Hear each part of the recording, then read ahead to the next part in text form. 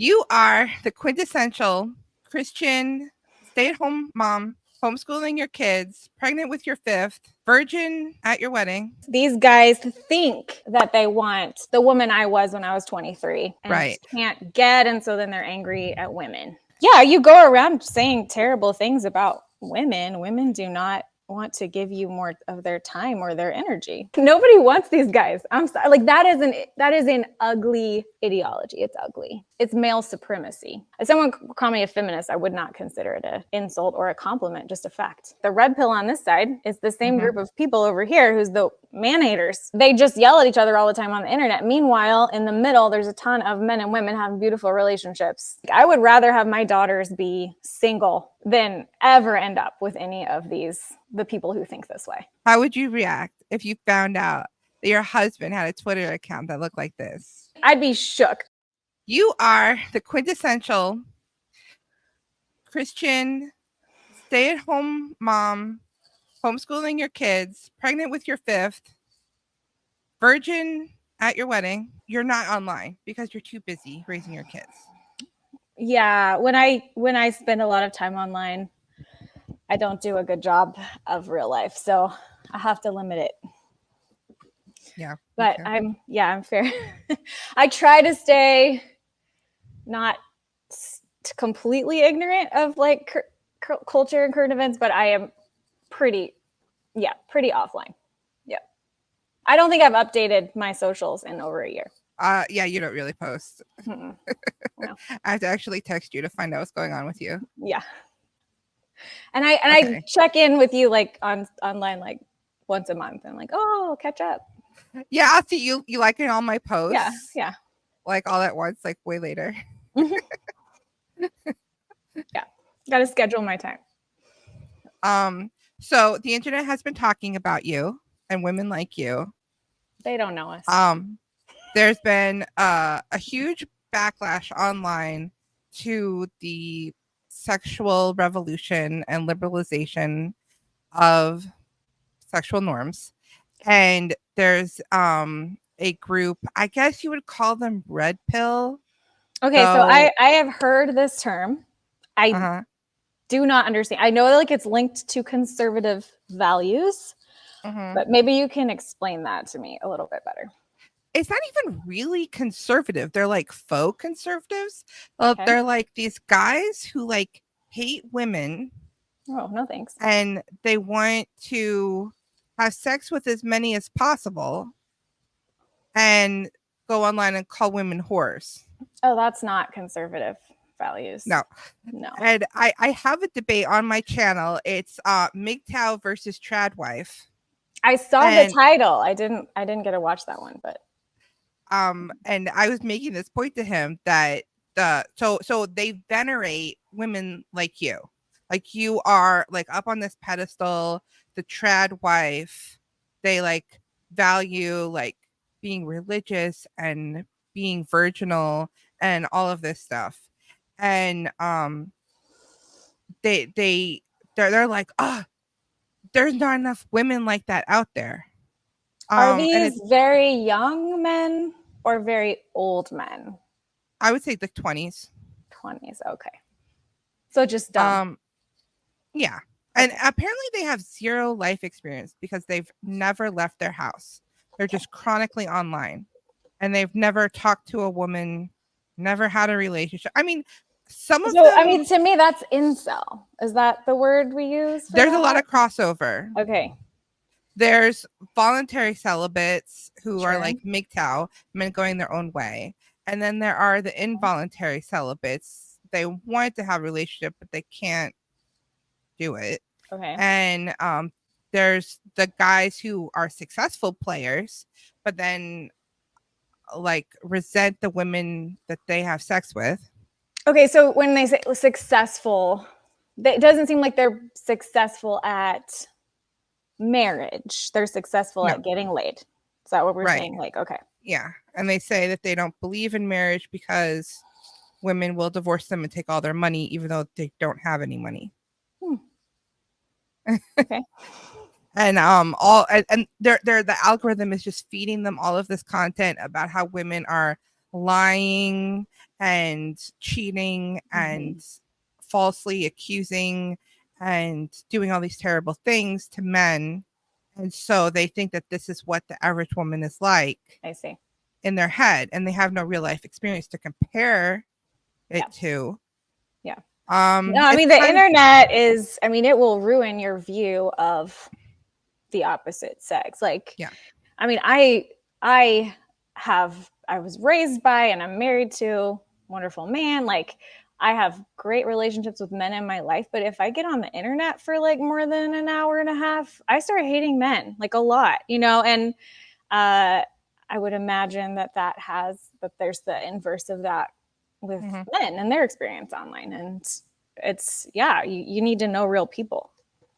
My new Facebook account that I made for just like personal stuff and not political stuff, the algorithm didn't really know anything about me except for I was married and I had kids, you know, and it was just feeding me, you know, those, what are they called on Facebook? The short videos. Yeah. Yeah. And it was feeding me all these videos about how terrible it is to be a stay-at-home mom and how terrible men are and how terrible and annoying children are. And men, they have weaponized incompetence. They don't do anything right around the house on purpose just to piss you off. I've seen that. And I was like, this is so toxic. And I deleted Facebook app off my phone and I downloaded a plugin on my laptop browser so that videos do not pop up on my Facebook. And it's like a filter. It filters out ads and I only see my actual friends. Oh, that's great. I need that for my few times that I'm online. Because it's I don't know why that's what the internet thinks we all want to see is like, I mean, it's rage bait, right? It's just, it makes people angry. And so they keep watching and they share it and they click it and they're like, you know, and everyone has had a bad experience, I think, with a man or a woman. Like, like the vast majority of my life I've been blessed to be surrounded with a lot of good men, but I've had, we've all had our experiences where we're like, we see something and we're like, oh yeah, okay, that is out there. That does exist, and we can get super angry. And I mean, I get mad. I get mad about men and their weaponized incompetence. My husband would never, but they're out there, I guess. So my husband excels in other areas. Everyone has their strengths and their weaknesses. We're humans. We gotta have a little grace. Okay, so you're saying that these people, these guys think that they want a woman like me, or like the woman I was when I was 23. You know, that's what they're wanting and can't get, and so then they're angry at women because they think all women should be that. Okay. So my conversation with the MGTOW guy, I'm like, you're disqualifying yourself from finding the type of woman you say you want. Oh, 100%. You are not deserving. And he like did not comprehend what I was saying. I don't think it wasn't penetrating the brainwashing. Okay. Wow. Wow. Yeah, you go around saying terrible things about women. Women do not want to give you more of their time or their energy. That's not that should be common sense, I would think. Yeah. Okay, so first let's watch this 12-minute video. Okay. Let's see how they react. Women's rights or Islam? Is that a real choice? Is that a real question? Why is that even a question? Why are you at this rally ask that question? Provoking like an argument, which there's no point. Why can't we just band together about feminism instead of you coming along here and starting a religious debate? Because some people believe you should be stoned for the crime of being raped, and if you are protesting rape, you should be protesting the people that want to hurt you for being raped as well. Why are you just letting this go past? Why are you doing this? Why in particular did you use Islam? Because there is a big problem with how women are treated under Islam. Right. So you didn't first ask her whether or not she identifies as a Muslim? No, I'm asking feminists. Why are you not asking Muslim women about this? Why are you asking? Well, you don't see a whole lot here, do you? Their husbands probably didn't let them come. Oh my God. Did you just hear what she said to me? A lot more violence in the Bible, and believe me, I grew up Catholic. That's why you see Christians running people over in the streets of London. Oh my fuck. This sort of hypocritical nonsense behavior is to be expected from the left, to be expected from progressives. Honestly, come on. But the right, these were the ones that shocked me, because now they seem to really want their own turn at diversity. They want to get in on the fun. They've just been fully adopting caveman, ooga booga, bonk women on the head ideology the last bit. Like, we're talking grug, low IQ.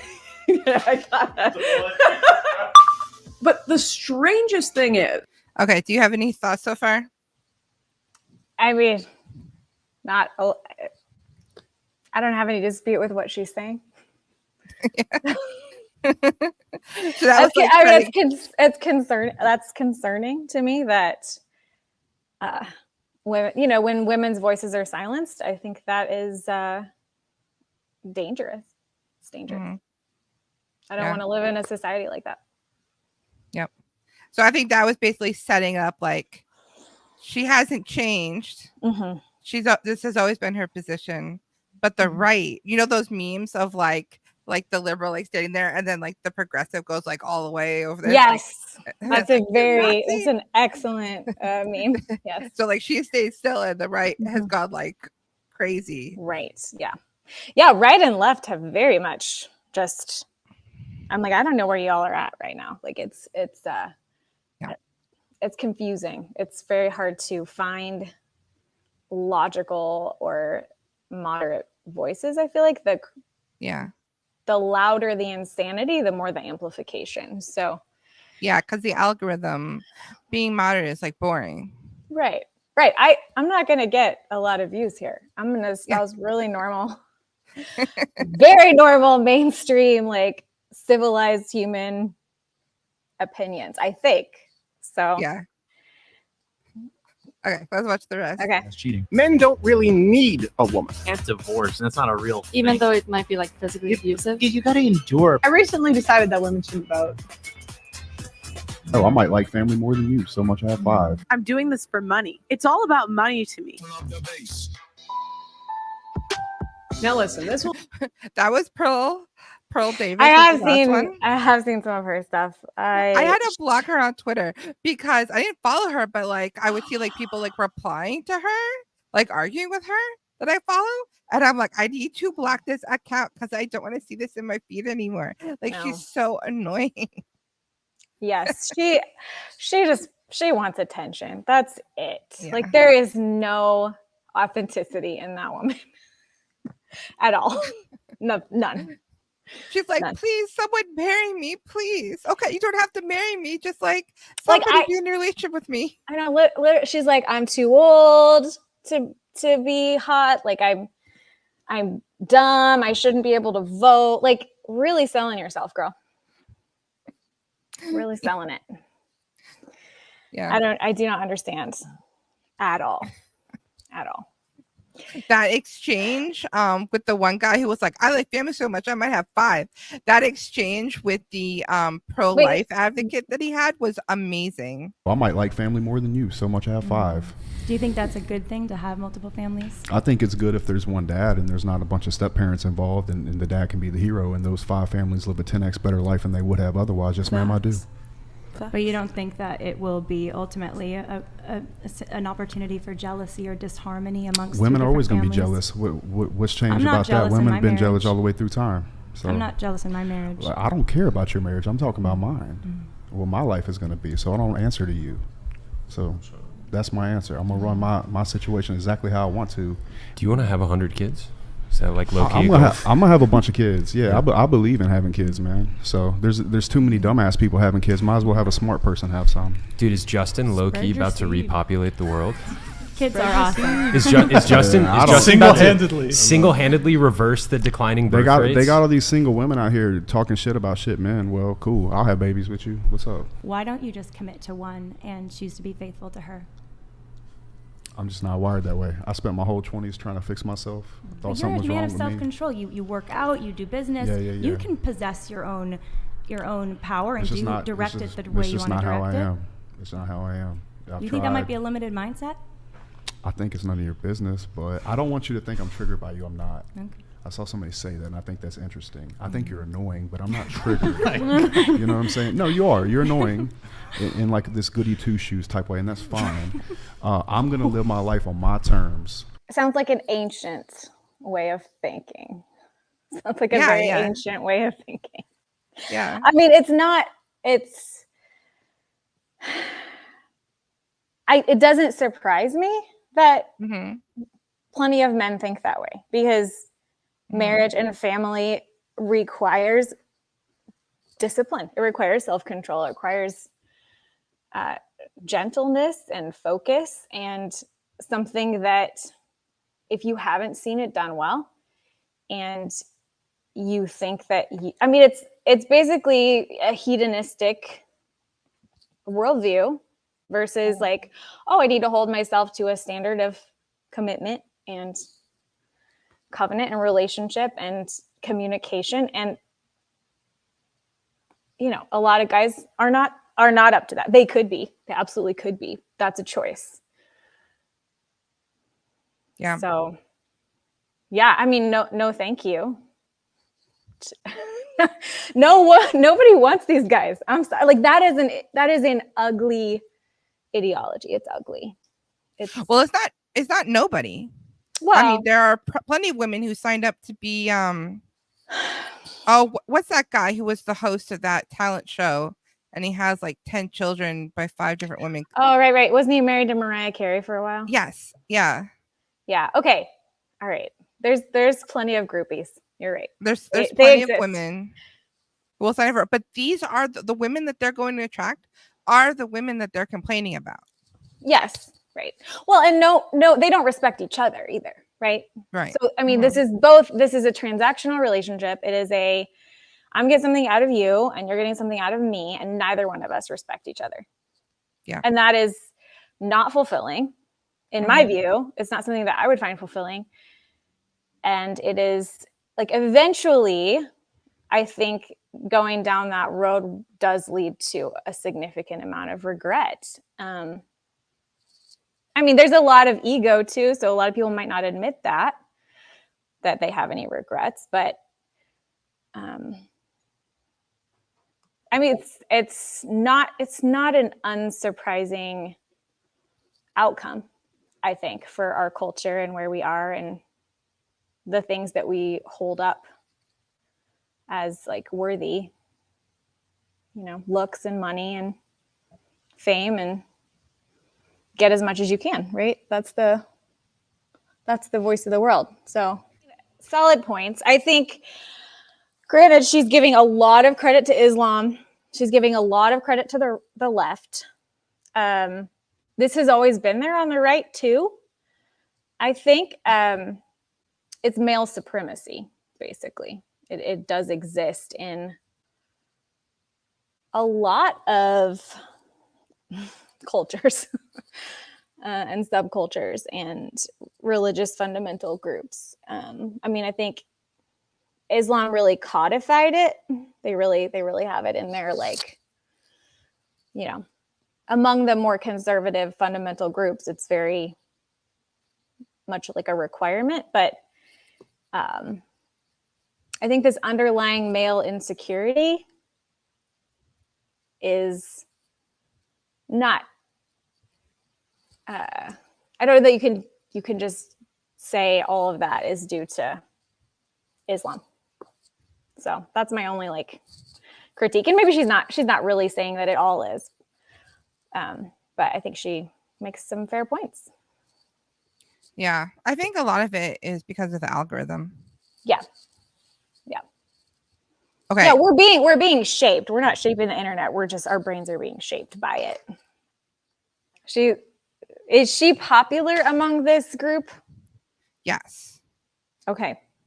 She's like a right-wing commentator. Okay. And so they like her, but they didn't like this one. Yeah. I mean, I would say that's great. That's cleaning house, right? Like, amazing, mostly positive responses here, but love that the 2 negative responses to this video are variations of This isn't actually happening on the right. You're making this up. And inshallah, women are cattle. My Christian brothers finally understand this. Oh no. Wow. Are these secret feminists in the room with you right now? Women Just on the right. hide it better. Women on the right are just like feminists on the left. They just hide it better.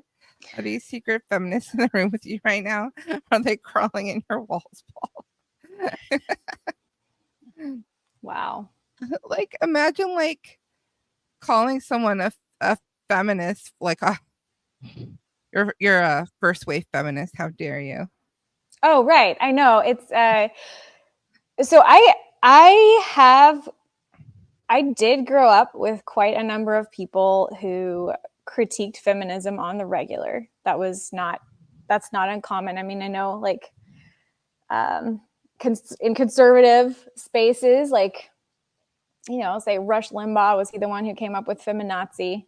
Like, the feminists are the problem because of, you know, maybe abortion, maybe just crediting women's liberation with like destroying the nuclear family, which there's plenty to get into there about what feminists we agree with and what feminists we don't, because there's a multitude of voices. You can't just say like, oh, I agree with all women, or I agree with, you know, all of these feminists have always made great points. But I would say, I mean, yeah, as long as there's a woman who can't drive because she's a woman, or can't study something in particular just on the basis of sex, right?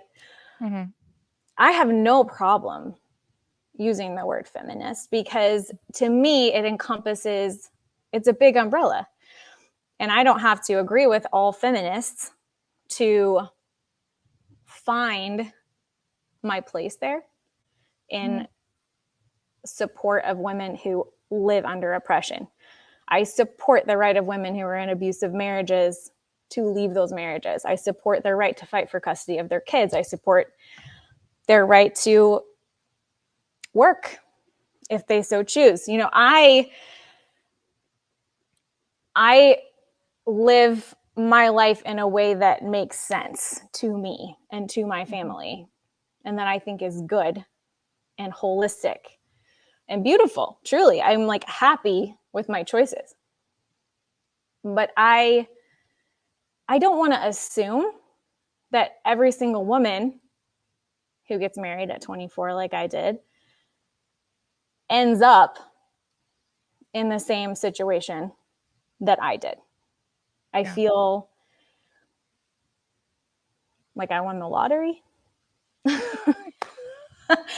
You know, I will support the right of women and girls to pursue what they want to pursue.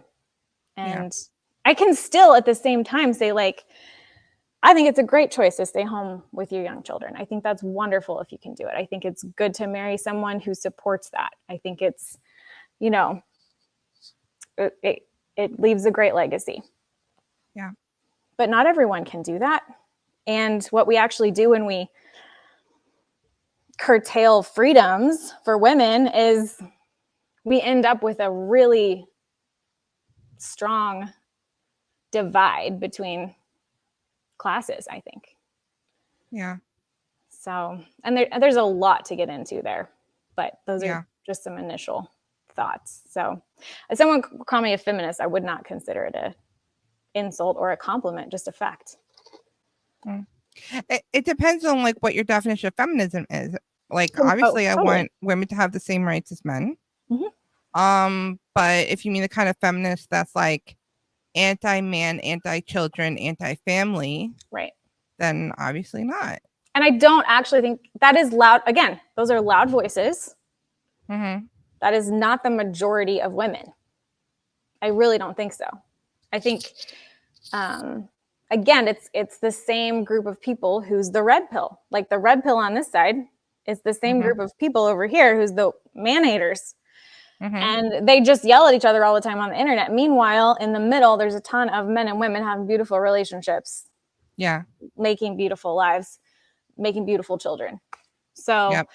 not now, granted, I do think these people have an outsized influence and they are affecting culture and they are affecting our children and the way that our children view marriage and view family. And very sadly, I think there will be more people in these radical camps because of how amplified these voices are. But it doesn't have to be that way. Yeah. I think especially after COVID, it really forced people to stay inside and be chronically online. And people haven't really recovered from that. Yeah.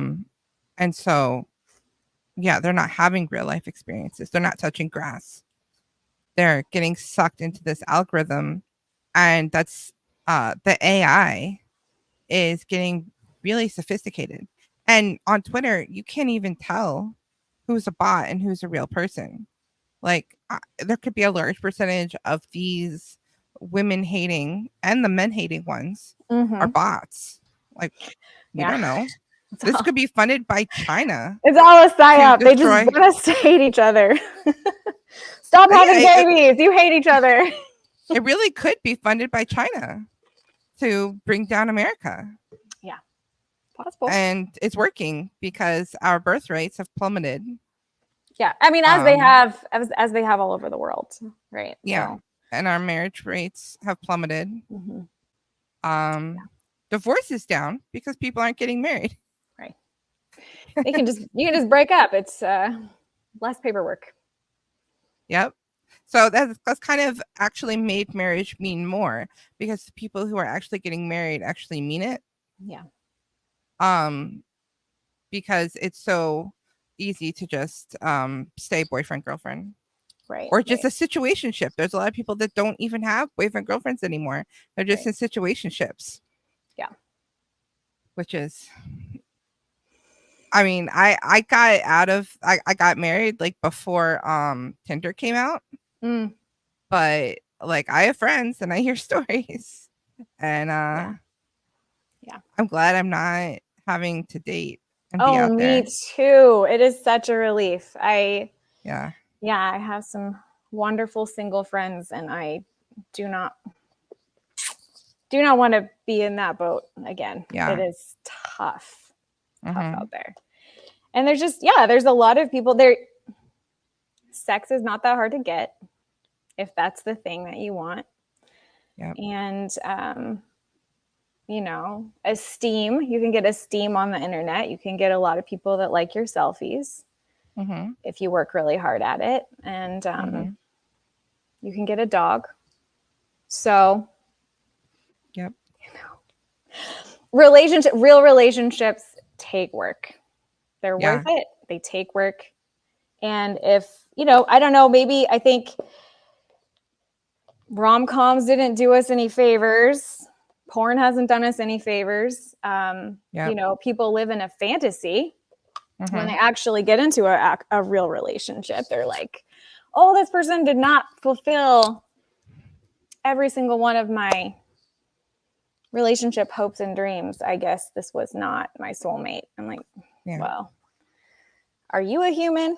I mean, are you flawed? There's no one else out there. Like, I'm not saying settle by any means. Like these guys, like I would rather have my daughters be single, fulfilled single women than ever end up with any of the people who think this way. Like no one needs to put themselves through this. And men know that. That's probably why they're so mad. No one needs to put themselves, no one anymore. Because we can get a job.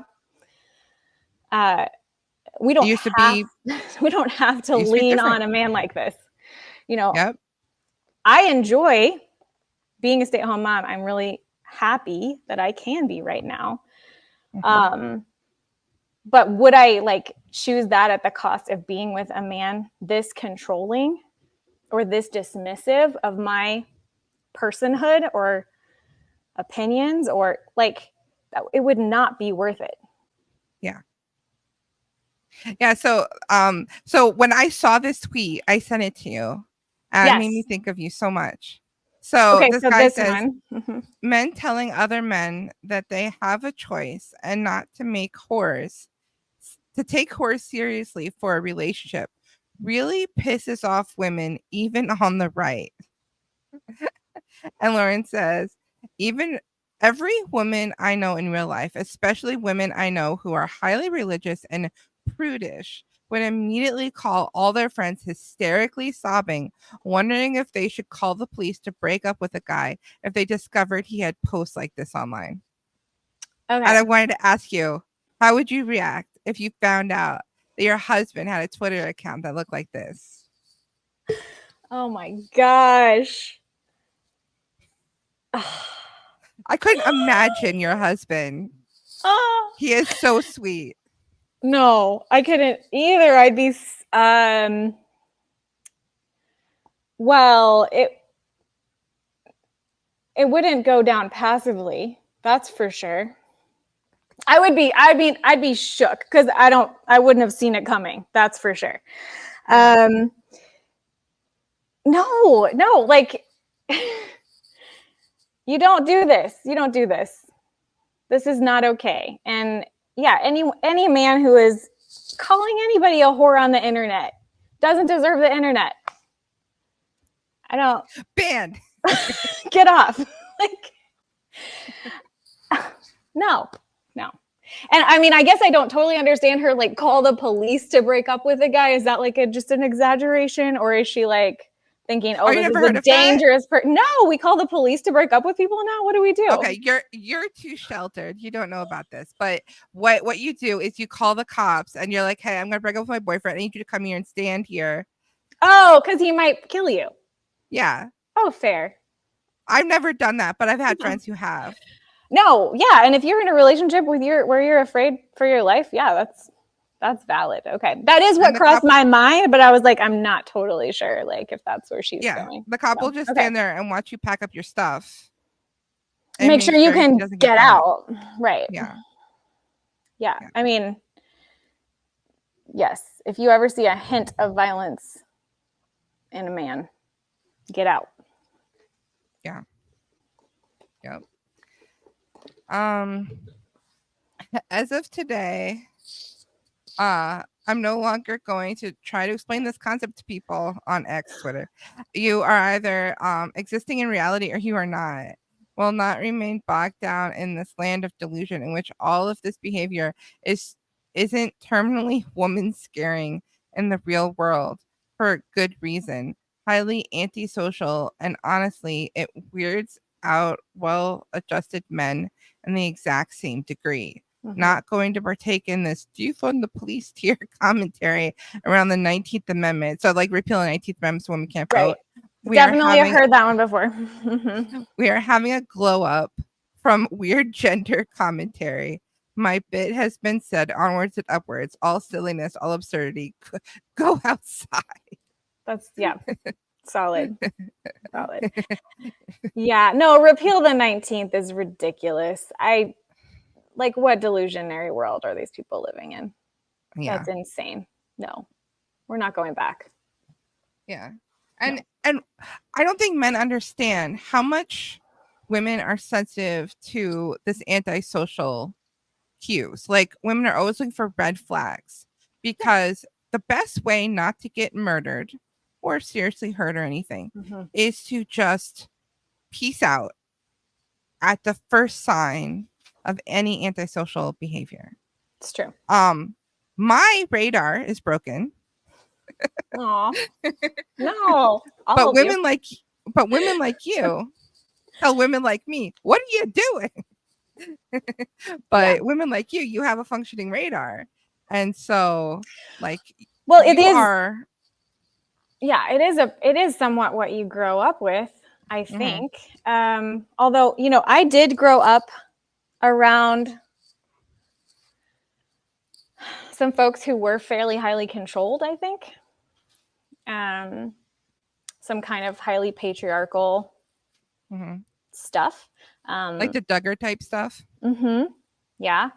My family was conservative Christian, definitely was a lot of those values were, aligned, but it was not, my family was like the more free thinking a little bit in some of those spaces. I remember going to a homeschool conference when I was probably like 14, because I grew up homeschooled.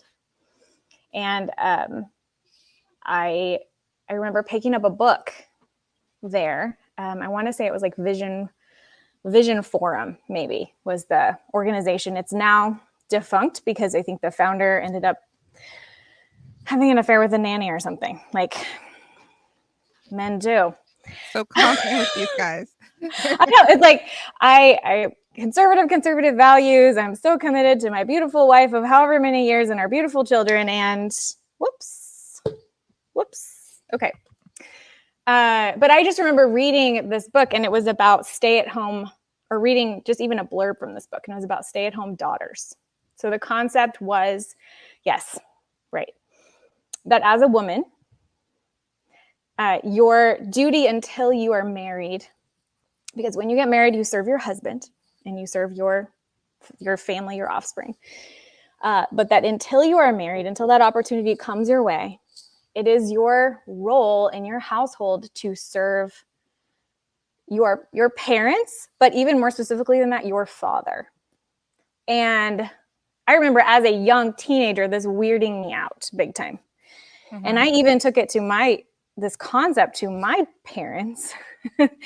And they thankfully were like, no, like, you are here to fulfill your own purpose, right? You're not here just to serve whoever the male authority is in your life. And I'm so grateful for that, because I do think that many girls in my generation, this reactionary swing towards like away from feminism and into like a patriarchal hierarchy is not new. It's not just on the internet. It exists in fundamentalist spaces and always has. And yeah, so basically the teaching was, okay, you're not safe out in the world. You shouldn't just be sending your 18-year-old daughter off to a co-ed college. And I have some reservations about the dorm situations. I don't think everything's safe out there. Did you live in the dorm? No, I didn't, but it was money. It wasn't like you can't. It was like, I'm saving money, I'm living at home.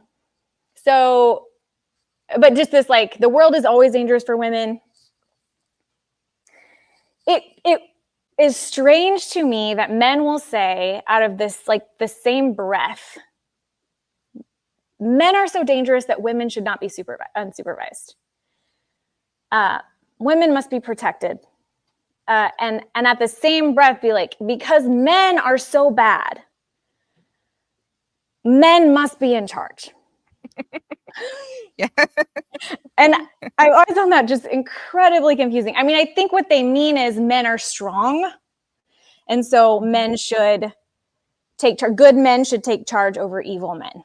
And I don't dispute that necessarily. I think it's very important for strong men, good men to establish boundaries and keep evil men at bay. That is important. That is a role that they can fulfill, and that's a gift that they can carry. But my view on like the gender roles or whatever is that whoever is stronger at the time serves the weaker.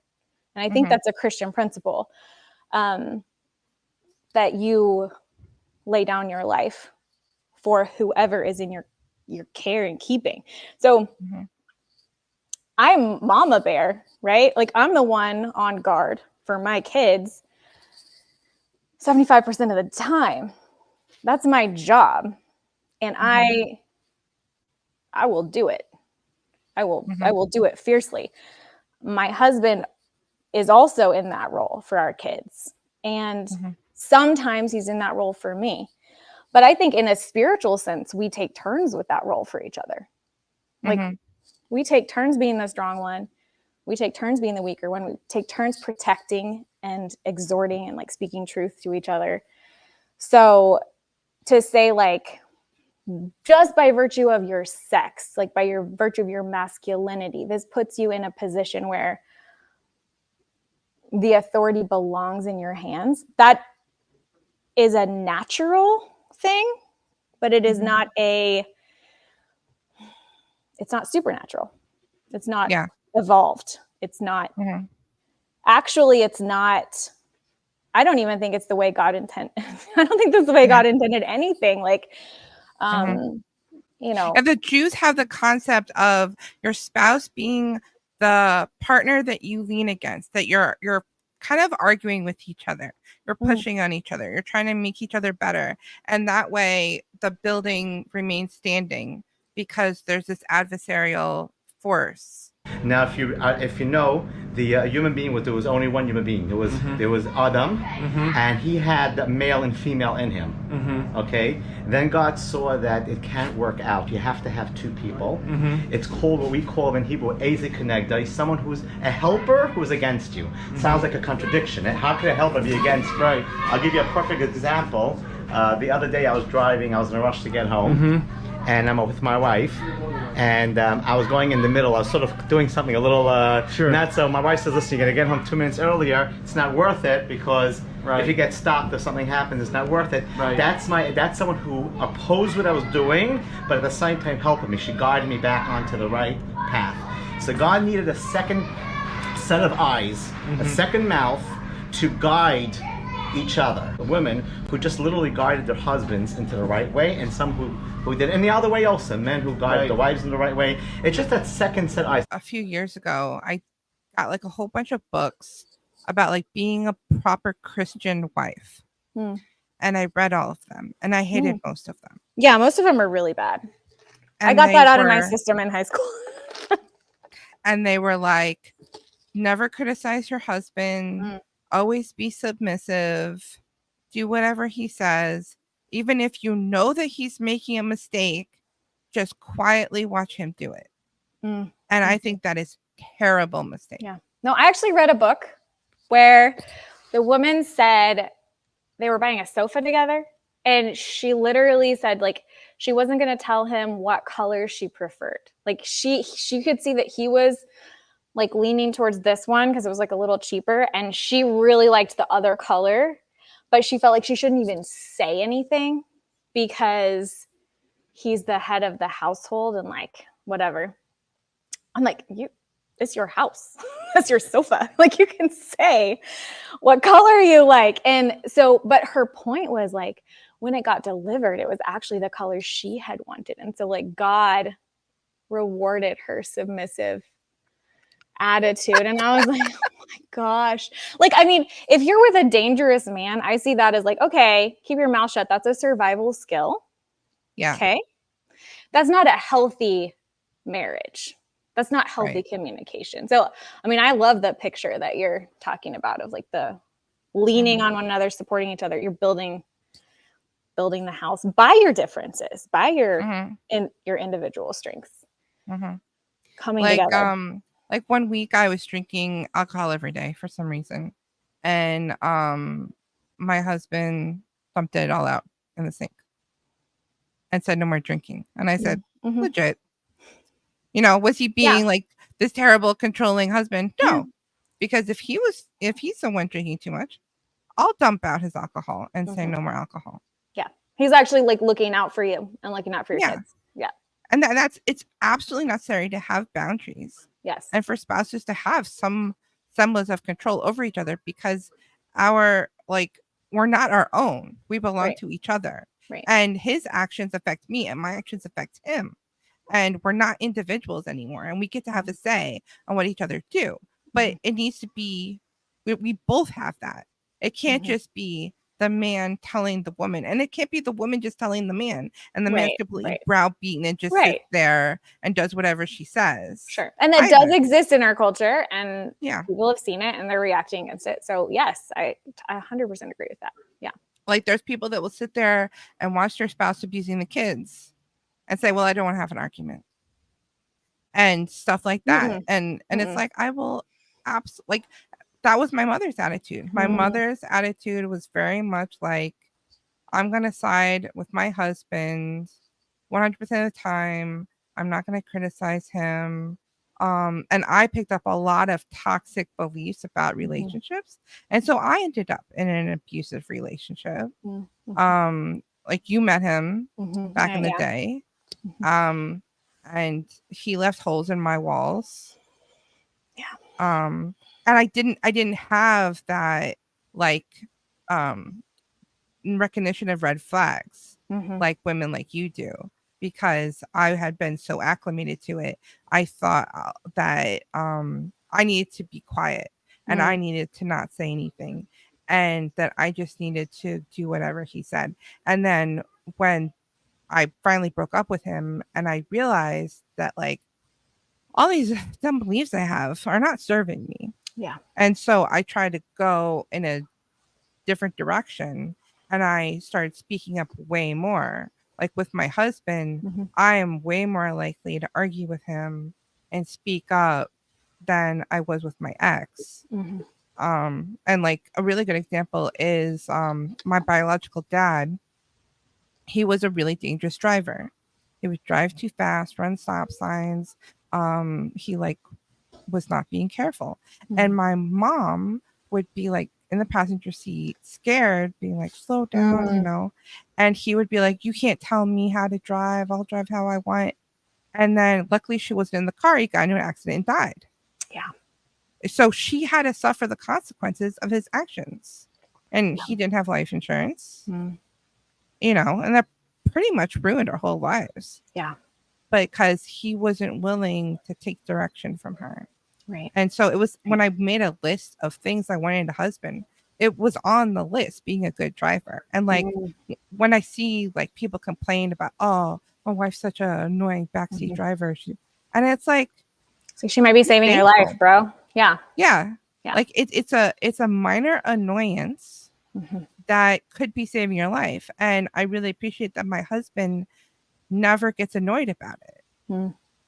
Because sometimes he didn't see it. Sure. No, right. We have literal blind spots. Yeah. And figurative blind spots, spiritual blind spots. Like having a spouse who cares enough to tell you the truth is like a life-saving, potentially a life-saving, a family-saving thing. And to be humble enough to take that, to sit with it, even when you feel offended, even when you feel like, ugh, you know, who are you to tell me what to do? Like to sit with it and to like, is that true? Do I need to change? Is this something I need to pay more attention to? Like, you know, I think it's very exhausting to live with someone who is a constant critic. Yes. And that is hard. And I know that a lot of people do deal with that. But you got to be humble enough to take it sometimes. You know? If you're the only one taking it, if if it's not mutual, that's not good. That's not healthy. But it's so valuable, like to have someone who loves you enough to tell you the truth. Yeah. And I think a lot of men want that. They say that they don't. They say that they want a submissive wife, but they don't actually. Because if you're the type of person that can become too domineering and you're in a relationship, whether it's a romantic relationship or a friendship or whatever, with someone who's very passive, over time, you can end up becoming more and more domineering over time and end up not liking yourself. Yeah. And not having any good relationships. Like your kids will hate you. Like everyone will hate you. And you end up resenting the person because they allow you to treat them badly. And they don't have any boundaries. And you end up kind of like resenting them for not like men want a woman to make them a better person. Like They want a woman who's going to motivate them and encourage them and push them to Sure. be a better person. Sure. And so all of these men saying that they want a submissive wife, I don't think that they actually know what they actually want. They actually do want a wife who isn't just using them or trying to get something out of them short term or something like that. They want a good marriage like we're talking about, but they don't know how to get it. They don't know how to recognize a good woman, and they don't know how to treat a good woman, and they don't know how to attract or keep a good woman. It's genuinely sad. Like, Mm-hmm. I mean, what they actually want is someone kind. Yes. Like that is what everybody wants. They want a kind place, a safe place to land, a safe person to be with who knows them and still loves them. And I think that can only come with vulnerability. Yeah. Mm-hmm. But that's risky. It feels very risky. And people are putting themselves out there as like strength. You know, what women want is strength, or like what men want is sex or whatever. Like what we actually want is kindness. Yeah. We want to feel understood. Right. And so a lot of these even like dating relationships, any of these relationships, even a first date, just put down your phone and just pay attention to the person. Oh my gosh. A lot of people don't have the very basic listening skills of being able to have a conversation. Yeah. Yeah. And it's sad because it starts so young. Like there's people that just don't even know how to. Yeah. At all. Like it is not, if it's not trained and it's not your example, you better be willing to listen to someone. If they like were into you enough to go and sit down with you at a restaurant, and if you better put down your phone. Like, right? Have you ever dated? Yeah, I did not date anyone seriously except my husband. I did go on dates. Yeah. Yeah. How many first dates have you been on? I don't know. It's been a long time, girl. I've been married 14 years. Like a handful? See. I mean, 6, 8. I don't know. Okay. Before I met my husband, I went on many first dates. Yes, sure. This was just before I think Tinder most came people out. do. I was very, I was very in my bubble. So this was right before Tinder came out. I've been married for 11 years. And right before Tinder came out, I was on OkCupid, and I would go on a first date like every single day, sometimes 2 first dates in the same day on the weekend. That's exhausting. And I'm too much of an introvert for that. I could not handle it. I love conversation. The number of men who were not able to put down their phone, pay attention, have a conversation, not excessively interrupt, was a minority. Wow. Wow. Mm-hmm. Yeah. This is before TikTok, before Tinder. Wow.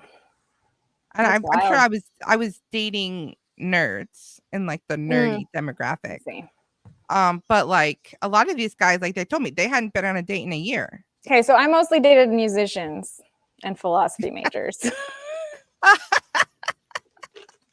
And by dating, I mean very, very short-term, interactions. You spoke to them. We spoke as just us a few times. Well, yeah, I had a lot of really bad first dates, and a number of them who had no idea that it was a terrible first date. And so they would be like, "Want to hang?" And you'd be like, "Oh my gosh, I gotta go." Wow. Sorry, I lose my number. Bye. Yeah. No, I mean, okay. I'm gonna go just build my own dating philosophy here, but the only way to marry someone or to know that you have a good person is to be friends for a good while. Like to actually see that person in other groups of people, not just with you, like to see them with their family, to see them do their work. Like, if you can't like that person as a friend before you get really emotionally involved, you're not going to like them as a spouse. Yeah. You know, things don't get magically easier because you sleep in the same bed every night. It's really weird now how people's lives are so siloed. And so like you're dating this person and you're not meeting their friends, you're not meeting their family. You're not like you're only with that person. And then the people find out, oh, they were married and had kids and I had no idea. Oh my gosh. Oh yeah, I listened to this horrible podcast about this guy who was just like an absolute scammer, just living a completely fake life, making up fake friends for his girlfriend or fiance to chat with online that were actually him. Like, let me introduce you to my really good friend so-and-so who lives in New York. You guys can chat online. And it was like actually him from a different, just an absolute, he didn't have any friends. He was just like creating an entirely fake persona. And she got like a week away from marrying him. Wow. Yeah. Wild. You have to get references. Yeah. Yeah, for real. Check those references. Check them. And it doesn't have to be this way. Like, I know people think that it does. And I know, the church I go to is not a huge church. Like, I know there's not a lot of single, there's definitely like more single women than men. There's not like a whole lot of just a pool, right? Once you're past your 20s, it gets a lot harder to find your community. And especially if you're like in a new place, in a new city, or like trying to get away from bad friends, like you have to work really hard to make new friends. But that is worth it. Like, change churches, go where to multiple churches. Go where the people are. I mean, not in a creepy way. Like, I mean, I do know some people who've maybe been like wife hunting and made it a little too obvious, but hey, I commend their I commend their, initiative.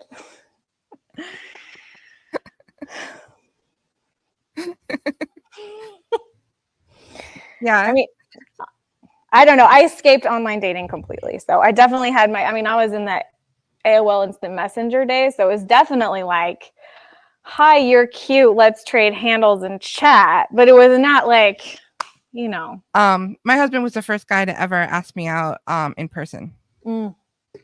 It had always been go home, get on AIM. Will you be my girlfriend?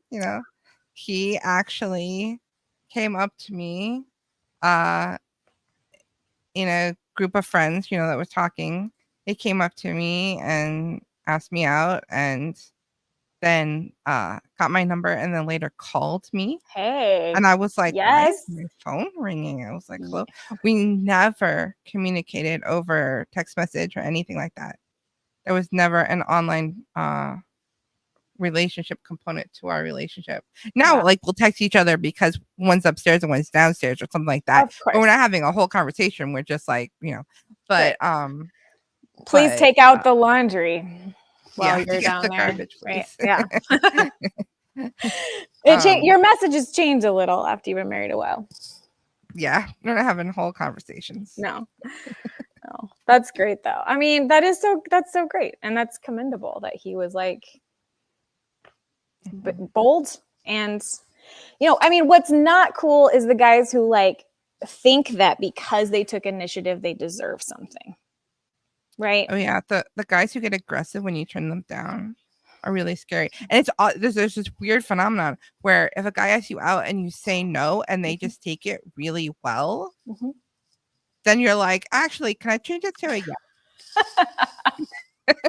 Hold on. You were super nice to me just now. Please, can we have coffee? No, hey, a little rejection. I mean, nobody wants to go through like mountains and mountains of rejection. That can be demoralizing, right? But for anyone, but a little rejection is good.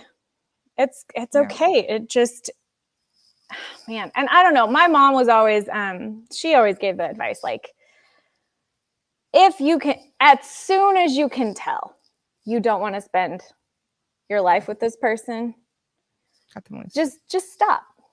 Just say, hey, I don't see this going anywhere. Thank you for the time, you know? Like, the minute you know. Yeah. Bye. Yeah. And you know, and there were a few guys that I was able to maintain like a, you know, still a friendly relationship with, because we came out of like a friendly context. And you know, you can go on a couple dates and be like, hey, I don't see this, and it's okay. And they were nice people, and I would be comfortable seeing them today and hanging out with them and their wives. It's like, you know, that's what you want. That's what you want. I later babysat the kid of one of the guys that I went on a bad first date with. There you go. Which ironically, we were a pretty good match, but he definitely did not want kids. He was actually looking into getting a vasectomy. Oh, boy. I definitely did want kids. And so I said, well, let's be friends. And then I met my husband very soon after that, like the next week. And then this guy walked into a party that my now husband had taken me to. And he was like, oh, and I'm like, well, there's no need to be awkward. Like, I meant it when I said we could be friends. Yeah. And then he met a woman that he fell in love with, and they had a baby, and I babysat. That's awesome. Yeah. That's healthy. That's healthy. That's healthy. I mean, I think these really weird people saying these weird things online about women, like, I think they genuinely believe that, sorry, I'm going back there, just trying to like bring it full circle. I think what they actually want is a concubine, and a housekeeper, and maybe a nanny, surrogate / nanny. You know what I mean? That's 3 women. That's 3 full-time jobs. Yeah. Okay. In their mind, for the level of perfection that they're looking for. Like, this is not real life. You are not King Solomon. Okay. You are not. And you need to learn how to have relationships with people first before you go looking for like a long-term committed relationship. Just know how to be a friend to people.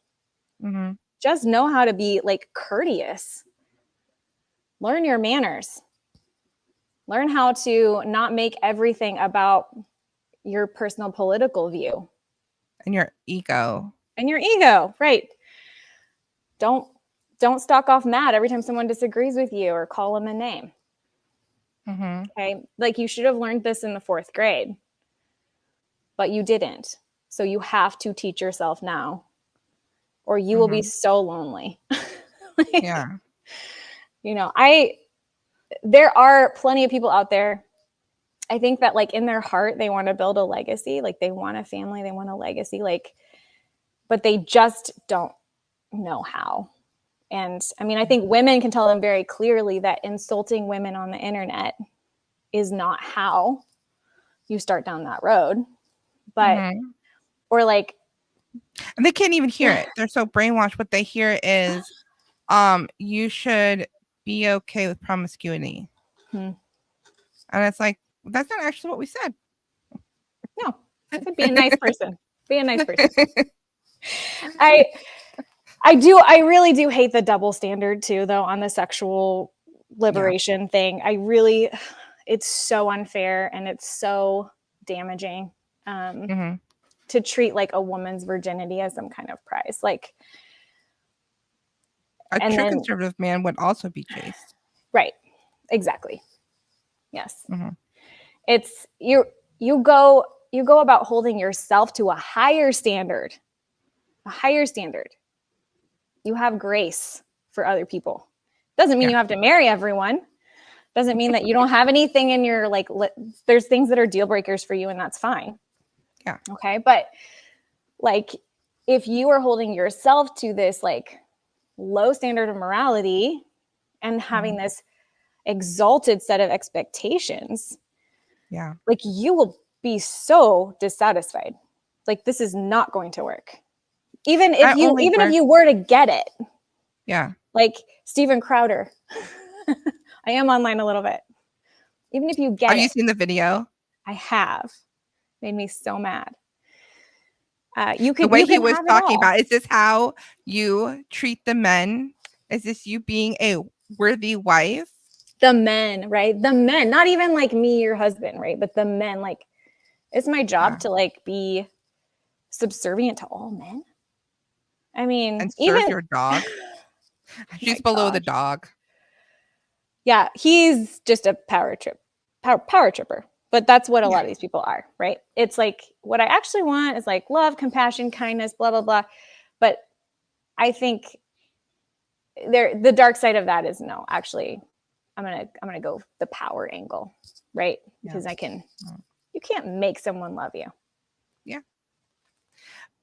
Back in the day, when women couldn't really work, like they could, but they didn't make a lot of money. Right. You know, they were kind of dependent upon men. Low paying jobs. Nobody had a degree or could be a professional. And so, like, you, I'm sure you know more about this than I do. Our grandmother, my grandpa says that the marriage was bad.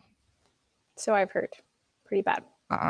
But it's not like she had options. I think she was a teenager when she got married too, because I think she was 19. I think she was 19. She'd had, so her mom died when she was really young. Then her sister died of polio. So her dad, basically she lived with like rando church people for most of her high school life. And so, when grandpa came along, it's like, like a home and a family and like to be my own woman. Sure. That sounds great. And I mean, hey, we're here because of it. Thanks, Grandma and Grandpa. But my mom's the youngest of 11, right? I think my grandfather's the second oldest. Yeah. So that's a big span. That's a long time. I know she like came to faith or returned to faith, I guess, like when she was maybe in her early 30s. I don't know exactly. But that's when she, go ahead. My grandfather grew up without religion. Yeah. And he was never religious. Right. But the younger ones were. Right. So my grandma decided that they were going to church. And by all accounts, I think she was generally pretty even keel with him. Like at least after a certain point, I don't know. Kind of let him be who he was. I don't know the degrees of abuse. I'm not sure. But my mom just says like she took them to church every week. And then every Sunday afternoon, my grandpa would just scream at her all afternoon. And then that she knew that was going to happen. And she was like, well, I'm still going to do it. Wow. For the sake of my kids and because I need it. And, I think that grandpa was actually like a fairly personable guy with a lot of other people. And maybe not everybody knew that. But, the family sure does. Wow. Yeah. And she, that sounds a lot. She took care of him, his like, he was bedridden for a long time. Long time. And she like lifted him up. She took him to the bathroom. Tiny woman, like barely 5 foot, held his cigarettes for him. I think a lot of people are like, you don't have to do that anymore. He can't make you, She served him. And, and I think maybe some of these men would be like, that's what a wife ought to do. Right. What they're not looking at is that she chose her battles, basically. She did not give in to him on everything. She was selective. And she said, I am taking my kids to church. I am going to have a community. I am, going to do these things. She didn't leave him though. Yeah. I would have. But well, what would her life have been like if she had chosen to leave? Like, I guess she could have lived with my grandparents and right. I mean, I think her daughter-in-law or something like that. Early on, she probably didn't have very many options. I would say Right. later in life, she probably did. Yeah. She had a bigger community and a lot of kids that knew what she'd been through and would have like helped her out. You know, but I also think she had compassion on him. I think as he got weaker, you know, she's a literal saint. Like, yeah, literal saint. Like I can look at her and be like, that is a beautiful life. She lived a beautiful life. She, man, we look at like what is what we want, right? Our ideal life is beautiful, but a life of self-sacrifice is also beautiful. At her funeral, everybody was talking about the food, and I was like, man, I need to cook more. I went to a funeral today of a man died 78 years old. I didn't know him super well. He was always like very kind in my experience of him. But then like his grandkids got up and shared stories about him. And man, I don't know if he could cook, but he scheduled like dates with his grandkids. Like every time he saw them, he'd be like, when can we get together, and put it on his calendar just to like sit and talk with them, you know? And like his legacy of intention is beautiful. Like not everyone is good at everything, but like, what do you have that you can just completely pour into your kids? You know, you know, you build me as the trad wife, right? Like I'm not even into sourdough yet, right? Like I don't have too many small children to be into sourdough right now. Thank you for that, Grace. Like I don't have some of these things, right, that other people are like so renowned for. But it's like, what do I have that my kids want? What is it for me? You know, for me, it's like, let's have ice cream and play chess and let me look you in the eyes and hear about your day, you know? Yeah. So I think whatever we have to give, if we just give it fully, it's attention. It's the gift of attention and the gift of accept kids really want. Yeah. When we're old, we're not going to be thinking about, oh, I'm so glad I had so many casual relationships or anything like that. We're going to be glad we had children and glad that we had a decent marriage and stuff like that. Like, we're not going to be glad that we spent time arguing with people on the internet. No. I doubt it. I mean, nobody even gets in the history books that way. Like, build something. You got to build something, right? Yeah, it's your family that's going to remember you. You only get remembered to the grandchildren. That's it. Okay, like my kids never met my grandma, and I can tell them stories they are not going to remember, you know, but her life affected them in so many more ways than they won't know it. They don't have the appreciation for it, but they will still be blessed by her. Like what you put in, it's sowing and reaping. You don't always get to see it. You don't always get to see the results. And what's like that saying about faithful life? Planting a tree that you will never eat the fruit of, but your grandchildren will. Yeah. Like that's the real long-term thinking. And that takes a lot of self-control to reject the hedonism, whatever your vice is. Yeah. And to say, instead, I'm going to do what's right. Yeah. And for men, you know, the sexual vice, lust can be very strong. Yeah. And it's so available now. Yeah. I know. I fear for my children. I really do. Like, I mean, hopefully not in like a constantly anxious way, but like a Lord have mercy way, you know, like it's so toxic, so available. Yeah. And I think that kids who aren't being protected from the internet are going to have a really hard time.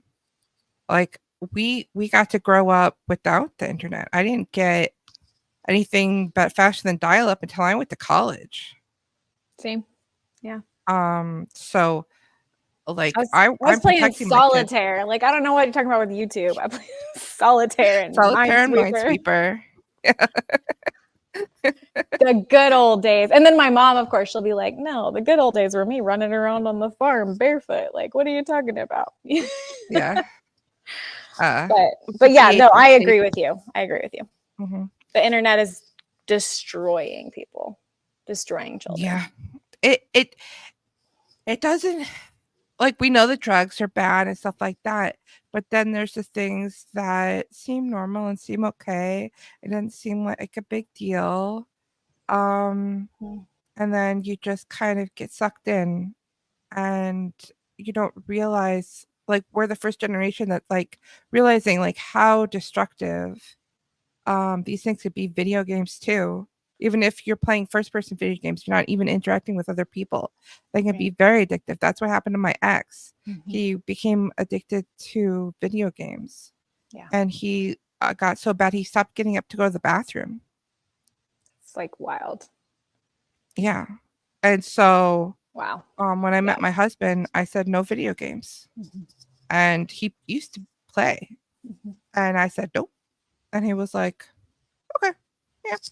And so he credits me with making him a better person. He's like, if it wasn't for you, I'd still be playing video games. I'd still be playing World of Warcraft or something. I wouldn't have a career, you know. Yeah. I'd be nothing. When I met him, he was sleeping on his mom's couch. Car that barely drove. Unemployed. Yeah. You guys have come a long way together. You have come a long way together. I mean, yeah. It's I mean, you know, I have a 13-year-old, and so of course the allure of gaming is strong, and he enjoys that, and I am the meanest mom he knows, for sure. Because he has a very strict screen time limit, and it's earned, and it ends on time. Like the device just shuts off. I don't care where he is in the game. Yep. And like surprising, like that was hard for him for a while, but honestly, he has accepted it very well. And my kids, like, okay, once screen time limits, once it's done, like my kids play Monopoly together. Like I will just go, I will be doing a chore and I will come in and they will just be like playing a board game together, like all ages. I'm like, you don't get this if you don't limit devices. You will never have this. Your children will not have these relationships. They will not read the books. Yeah, he'll read. He'll read for hours. He will, skateboard. If though, because, you know, occasionally we'll have a day where I'm like, oh, you can just do screen time today. Okay. If that's allowed, none of those other things happen. Yeah. It is too, it sucks him in way too much. I mean, my 3-year-old's the same way, right? I mean. The last time we had a round of cold or flu or something, my oldest was pretending to still be sick way longer than anybody else because she wanted to stay in bed with her unlocked iPad. Of course. Now she didn't have access to YouTube, but she could play Minecraft, and and I was like, no, we're done with this now. We're not having any more sick days. Yeah. And then all of a sudden she was all better. Shocking. I know. You gotta cut off the compassion at some point and say, no, live your life. It's funny. Just the other day, the neighbor mom, she texted me and she was like, "Oh, I'm so glad they're playing outside." It was like a beautiful day. She's like, "I'm glad she's not sitting inside playing, watching TV, and that she's outside playing." And I'm like, "Well, technically we do have a TV, but it has a password on it, so she can't use it. So effectively, like she can't stay inside watching TV. Like she doesn't have access to any screens, unless she's earned it, and then it's a short amount of time." She got to play on her birthday. She played Mario Kart with her friends came over and they played Mario Kart together. Yeah, and it's fun, and it's more fun when it's not constant, right? It's like you enjoy it more to a deeper level when it's not your just go-to habit.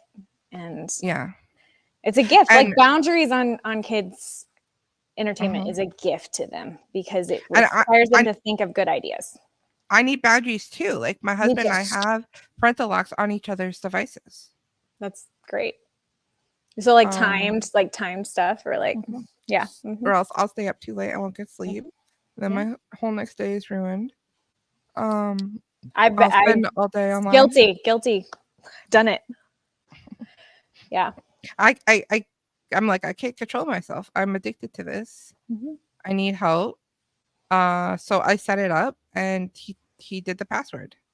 So I have to get him to like approve me to be doing this right now.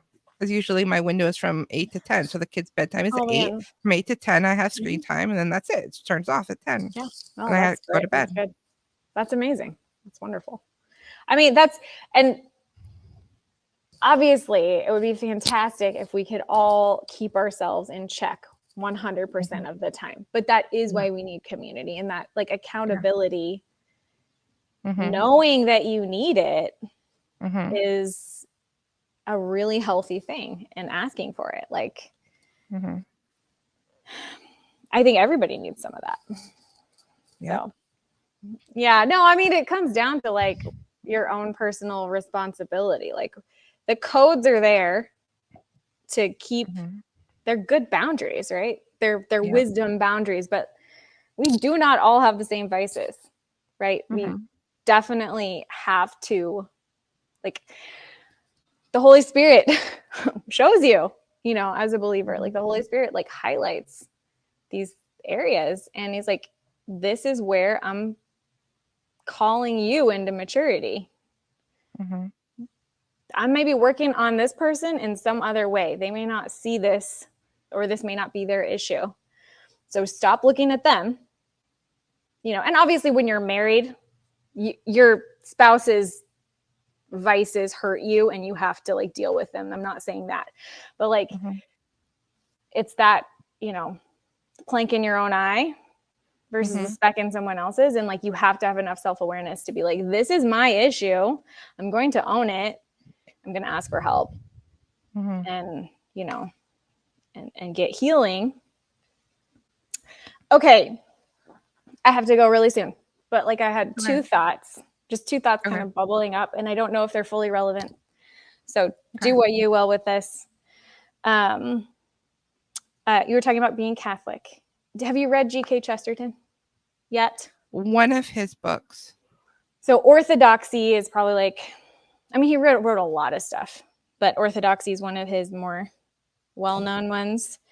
And he converted to Catholicism. I'm not Catholic, but he went on the journey from like atheist or agnostic to Anglican, I believe, and then to Catholic. And one of his observations about the modern world, I'm going to see if I can find it because I'll butcher the quote, but the idea has always stuck with me since I read it of he calls it the wild virtues. The wild virtues, which is like they're untethered from faith. Okay, and so when I see these people like in the, I don't know, the red pill, I guess, idea that we want these select virtues. We think these are the high virtues and we're aiming for these things. They're disconnecting that from true Christianity. They're disconnecting it from the person of Jesus Christ. and they are elevating these virtues above like the humanity of another person.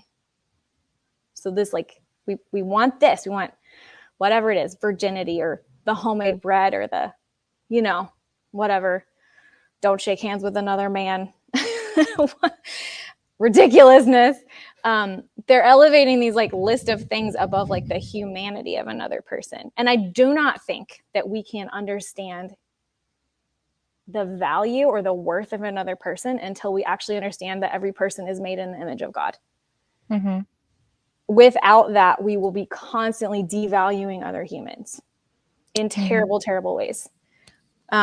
Whether it's insults, where it's calling people names on the internet, or whether it's like gas chambers, like that's what we're going to do because we're selfish. Okay. So this quote I just always thought was really good though. And maybe it applies. The modern world is not evil. In some ways, the modern world is far too good. It is full of wild and wasted virtues.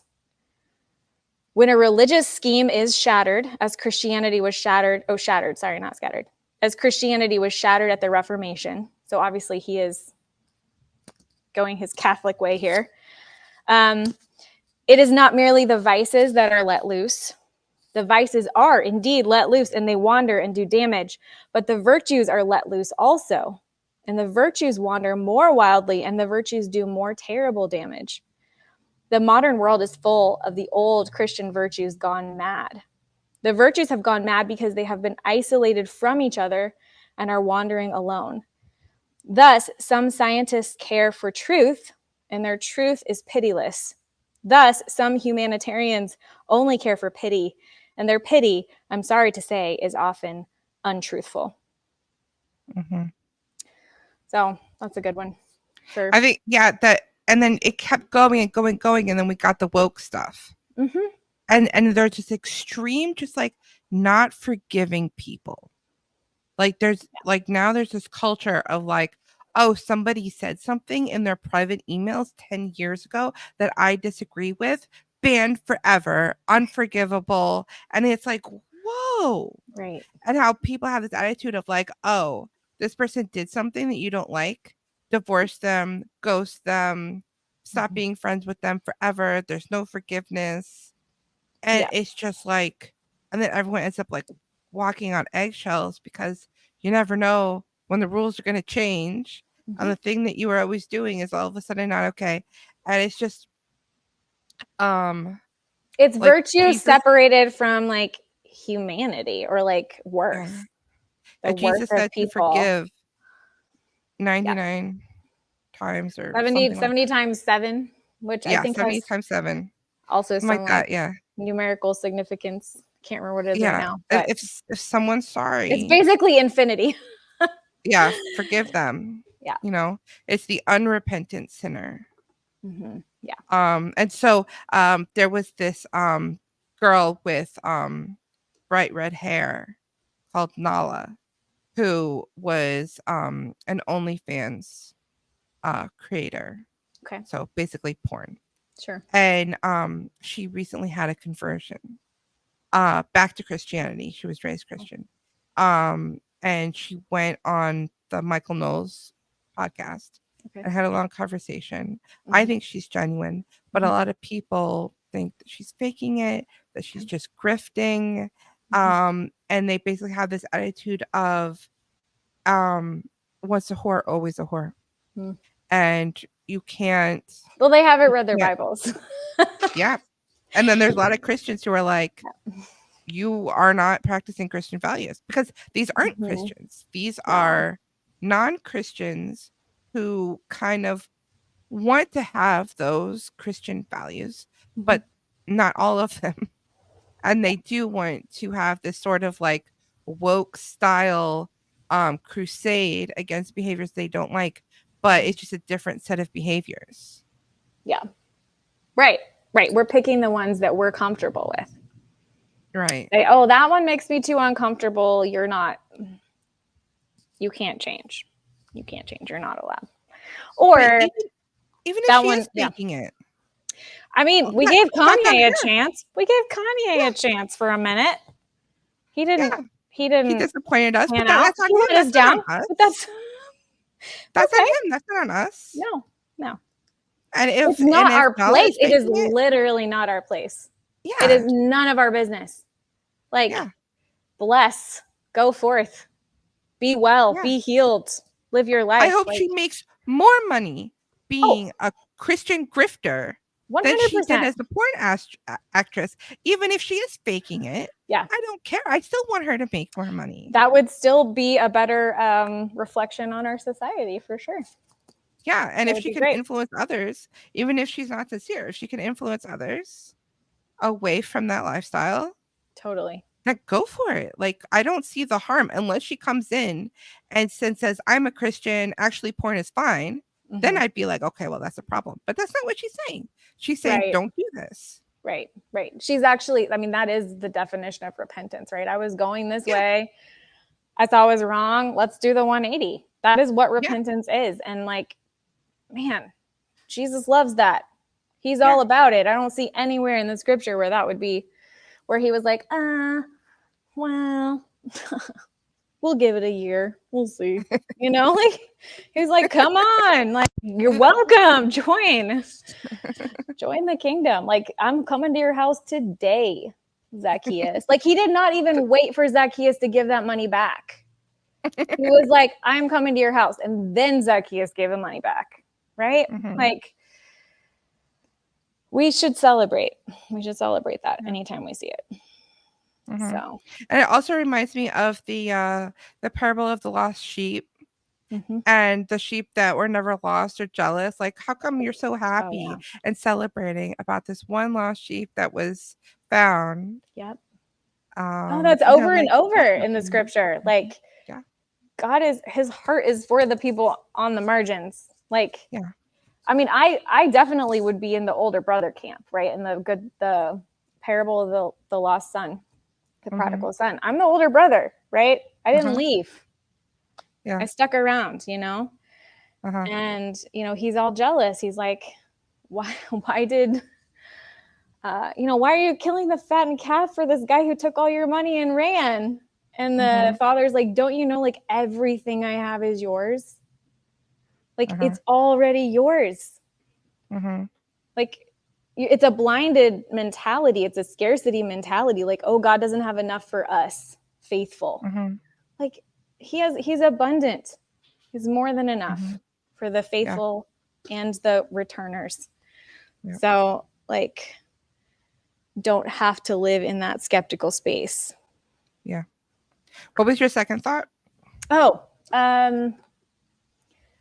Tov, goodness. The Hebrew word for good, like in Genesis, when God makes the earth and everything he makes, he says it's very good.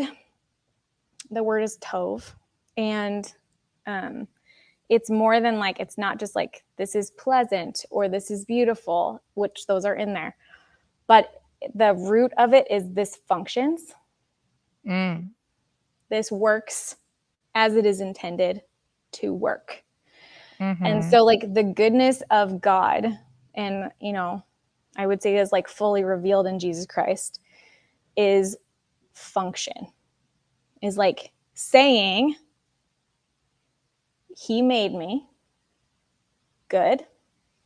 I'm broken because we're all in this broken world, but his desire for every human being is a state of tov, is a state of function, the state of it works. And that is to be like delighted in. And so relationally, that's what we should be seeking. It's like the word for peace, shalom, it's a state of like well-being. And the word for good is a state of function. And I think there's another verse in the Bible that says, like, woe to them who call good what is not good. And I think that we need to be careful of that in our society, to say like, oh, this is good because it is aesthetically pleasing, right? The person who makes her own cereal for her kids. Or you saw that one? I did see that. The lady in the ball gown. You do you, right? She's making her money. Her toddlers might be hungry, but but you know what I mean? Like what you in a relationship, in a real relationship that is like submitted to Christ, like that's two people. I would say tov in a marriage isn't one person submitting to the other. It is two people submitting to Christ. And that is what brings wholeness and function, and where we look at our lives not as like, oh, because you're the man, you do this just by default, or you're the woman, you do this by default. There's some things that are really obvious, like Matt can't breastfeed, and we think that's good, and I'm going to do that part of it. So you know what I mean? Like there's some things that are just like tov, it works, right? We say we do this because this works. If I didn't have to be pregnant, I would totally give that to my husband to do. Sure, for sure. But you embrace, you say like, this is how I am made. It is good. I will fulfill, even though this may be hard, I will fulfill this because it is like in my gifting to do, not in my like imposed gender role. Because there's a lot of that like we, you know, some of our life looks very traditional. Some of it, it's like, you're better at that than me. And so I don't care if like traditionally the woman always does this. You notice it and you take care of it and you do a great job. That's go. Hooray. And vice versa. You know, that is tov. That is good in my understanding. Yeah. So, and in that concept, that word, like it applies. I think you can look at anywhere in life and say like, what is functional? That's a good question. And not only functional, but life-giving. Like each of these things that God made and said were tov is life that brings forth life. Yeah. So what in your world is life-giving to you, life-giving to others, bringing forth more life in others? You know, right now I'm in my childbearing season. So that is obviously like a very simple way of like, here I am, life, bringing forth life. Yay. Great. But this is in everything, in every area of life. Like, where's the light? Where is the life and the light of Christ? Like springing forth, go there. And you get a certain feeling when you're doing the right thing. Yes. Yes. And it's not always like a feeling of like ease and relaxation. Right. Yeah. Right. But it's a certain sort of like, this is what I'm supposed to be doing. This is right. This is good. Yeah. This is functional. And when you're not doing the right thing, you feel that. Yeah. Yeah. It brings like not doing it brings anxiety, I think. Yeah. And doing it brings confidence. Yeah. And a peace. Yeah. Yeah. And a lot of people that talk about anxiety a lot. Like, oh, I'm so anxious. I'm so anxious. And it's like, how's your life? Are you living properly? Yeah. Are you living in accordance with how you were designed to live? Or are you doing things that are making you anxious? Yeah. But people act like it's some sort of outside entity. Sure. It's not like a virus. Yeah. It's your own mind. It is. It is. I mean, I will say like we're in toxic waters, right? Like it's what you're surrounded by too. So it's not like it always just emerges, but it can. I mean, it can be both. Yeah. So I think a lot of mental illness, it's not caused by there's not something wrong with how your brain is working.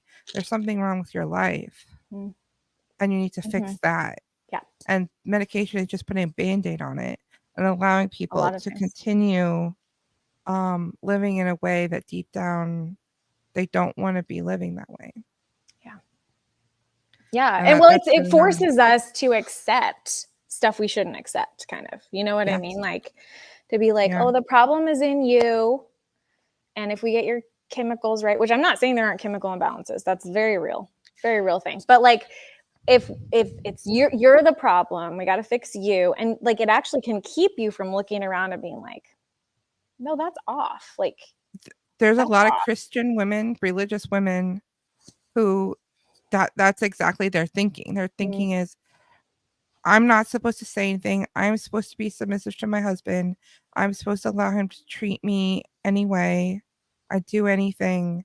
And if I have a problem with that, then I just need to take the pills. And like, if you're like, I know what it feels like to just stuff it down. Yeah. To see something wrong and just stuff it down and just stuff it down and stuff it down. And it will come out. Like, you can't just keep stuffing it down. You're gonna have symptoms. Yeah. Oh, for sure. For sure. I think too, like, it is one thing to be in a situation you can't get out of, and to acknowledge that and be like, oh, this is my situation and I am here now. And this is, I'm going to slog through. I'm going to be who I need to be in it, regardless of how bad it is.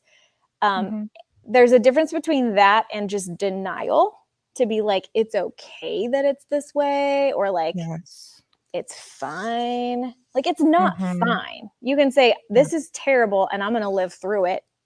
And I'm going to do what I can do. Like, that's health.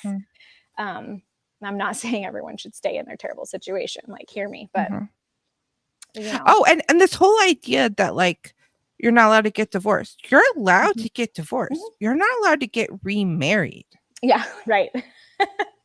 You don't have to stay with an abusive guy. It's the celibacy. You don't have to stay with that someone you hate. Sticks us. It's the celibacy factor that people, that's the sticking point for people there. Like, ooh. that is an option that Jesus gave us. He said, if you can't be kind to your wife and you can't not divorce her, then celibacy is for you. And they were like, no, what? No. I want to be able to treat my wife like dirt and divorce her for any reason. And that this is just totally unfair.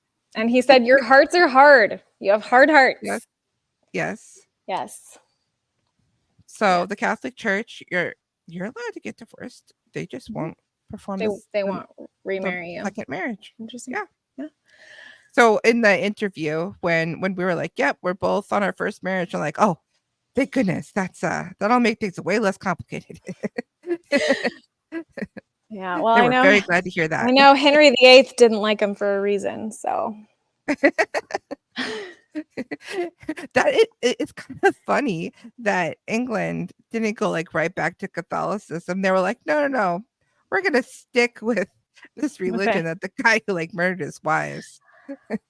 Well, it was so political, right? There's so much about like just being independent, but yeah, I know they wanted to steal all the Catholic owned lands and stuff. It was very political move, very calculated. I wouldn't go so much with a lot of the people were having big changes of heart, but you know, hey, I didn't live then. I don't know. Might be wrong. We should do another episode about Catholicism and Protestant. I don't know if I'm prepared for that. I mean, you're doing the classes right now, girl. Like, you're gonna. Well, I just started. Okay. Well, provided it's a educational dialogue, I can, not a debate. Oh, This was just fun. It was just fun to talk. Well, we were in complete agreement. It was so easy. It was so easy. We're like, these guys are not. They do not have it right. Do you agree? Yes, I agree. There's such a disconnect because these guys, they want sex, and the women they want marriage, and they like don't know how like they don't know how to approach women, because they're just like, hello, woman, would you like to have sex with me? And she's like, no, obviously not. But like the same guy, the same woman, if he had gone up to her and be like, hello, woman, would you like to go on a date with me for the prospect of possibly one day getting married? She'd be like, yeah, sure. Like they don't understand that at all. Like, right. It's well, and women are becoming more and more conditioned to like accept that. They don't like it, but like just to be like, oh, I guess this is what we do, you know, and you don't have to. You do not have to.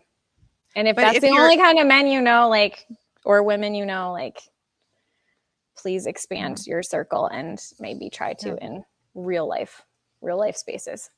And if a woman is going to do that, she's going to do it with the hottest guy that she can. Totally. It's not going to be no unregular guy. Like, I know men I'm like, oh yeah, I think I have seen some of these things. Okay. Like, I didn't know what red pill was, but I have seen some of these. I was like going with like the incel title of like stuff about how men age so wonderfully and women don't. And I've been like, it's really unfair. Well, no, they don't though. Like, do they think we're blind? Like, I mean, like, there's a few, just like there's a few women who do, but no, like, realistically. It depends on if he takes care of himself. Well, of course. And that's true of everyone. If you take care of yourself, you look good longer and whatever. But I understand that if you are rich, that can get you a lot. If you are a man and you are very wealthy, that can get you a lot. Yeah. And I understand that if you're very young and very beautiful as a female, that gets you a lot. That's like the capital, right? The imbalance that we have as men and women. But the whole thing of like women get ugly so fast and men if a 35-year-old, like the 35 to 45-year-old age range of men had hit on me when I was 22, I would have been like, ooh, grandpa, get out of here. Right? Like, that is not. When I was 18, I dated a 28-year-old. Okay, that's about the max. 28's not bad. 28 is not bad. That's too young. He 18 was is too very young. attractive to me. Yeah. Because he still looked good to me. And he had a car and a credit card and like. Well, that's because he was a man, right? We get tired. Like, women don't want to date little boys. We want men. Right.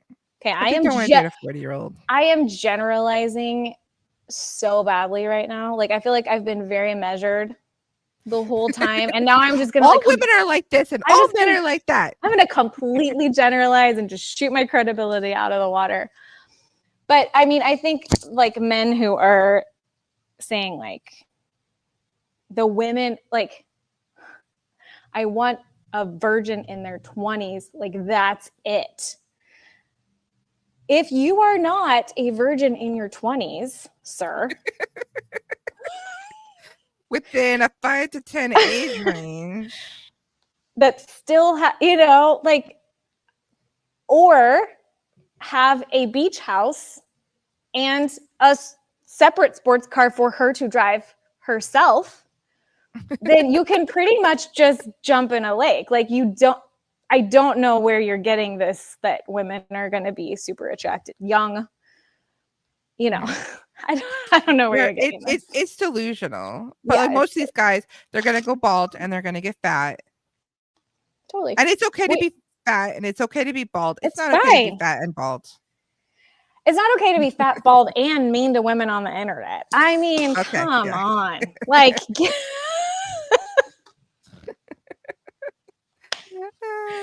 pick your lane. I don't know.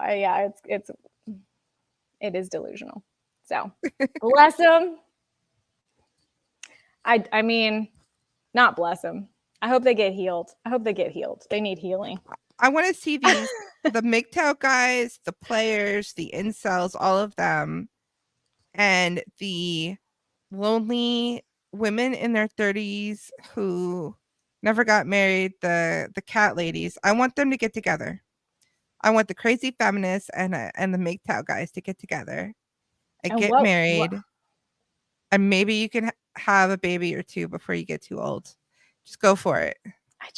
They would hate each other so much. But then they would realize, like, oh, actually, I think they need to realize it before they get married. I think they better realize it. Realize it before you have children. There are plenty of people who had children together who should not have. That's true.